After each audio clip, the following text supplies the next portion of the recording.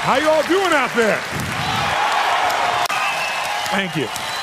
Thank you. Thank you. I'm honored and I'm blown away, even though this is my 25th year plus doing this. I've been doing this for a quarter of a century now, which is quite amazing for me in the process. Thank you.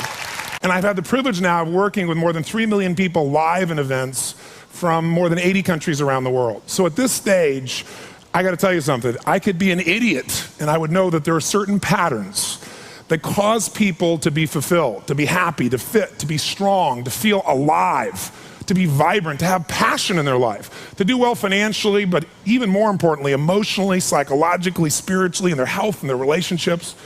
And there are also patterns that make people frustrated, overwhelmed, depressed, sad, lonely, cause them to be struggling financially, struggling with their bodies, struggling intimately. And those patterns, they're not because there's something wrong with somebody, it's because of a pattern that we're doing. And I've spent a quarter of a century of my life basically studying the most successful people in the world and the most challenged, and figuring out what's the fastest way to create a change in basically developing the one thing that all people have in common who succeed. They're leaders. This is a leadership program.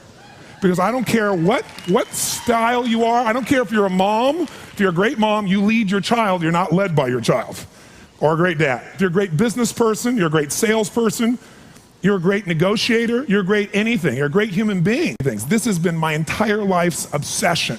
What makes the difference in people's lives? And that leadership component, as I say, doesn't always mean somebody follows you. A leader is somebody who lives life on their terms, that you will never settle for less than you can be or share or give or create. It's not what we get that makes us happy, it's who we become. How we live our life, who we are as a person. People can take away all the things, but who you become, no one can take away. And the problem is most of us are trying to be something we're not. And it isn't so much about change, about changing yourself. The change happens when you be yourself. Know thyself, that's the hard part for most people, and then be thyself. Because most of us in our lives, out of our desire for respect or achievement or love or connection or something, we've been trying to be the way we think we'd have to be in order to get that love, respect, appreciation, whatever it is we've been after at some unconscious level. And we've been doing it so long that we think that this is who we are. Because success without fulfillment is failure. And I can't tell you how many people I work with who are supposedly the best in the world at what they do, and they have more money than they can spend, and they have all these people that love and respect them, and yet they're unhappy inside. Because if you want to know what's really you, where you're going to be alive is when it's really you.